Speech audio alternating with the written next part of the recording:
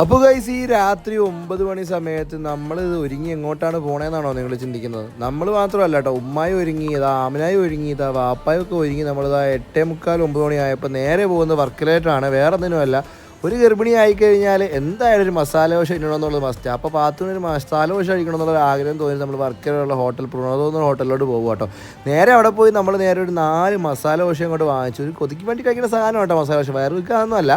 അപ്പോൾ നല്ല അടിപൊളി സെറ്റ് 4 കൊണ്ടുവന്നിട്ടുണ്ട്. ഇതാണ്ട് പാത്തു പ്രഗ്നൻ്റ് ആയതിനു ശേഷം മസാല ദോശ കഴിക്കുന്ന ആദ്യമായിട്ടാണ്, ചോദിക്കുന്നത് ആദ്യമായിട്ട് കേട്ടോ.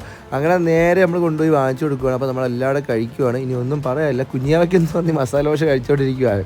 അപ്പോൾ വാപ്പായും ഉമ്മായും അതുപോലെ തന്നെ ആമിനായും ഒക്കെ മസാല ദോശ കഴിക്കുവാണ്. എന്തായാലും നമ്മൾ ഇതൊന്ന് കഴിച്ച് തീർക്കട്ടെ. അപ്പോൾ അടുത്ത വീഡിയോകളിലൊക്കെ വീണ്ടും ഉള്ള വിശേഷങ്ങളും കാര്യങ്ങളൊക്കെ ഇട്ടേക്കാം. വളകാപ്പിൻ്റെ കുറച്ച് വീഡിയോസൊക്കെ കാണിക്കാനുണ്ട്, അതൊക്കെ ഇട്ടേക്കാം കേട്ടോ. നിങ്ങളുടെ അഭിപ്രായങ്ങളെല്ലാം കമൻറ്റിൽ എഴുതാം. മറ്റൊരു വീഡിയോയിൽ കാണുമ്പോഴേ signing out, bye bye. The miracle couple official.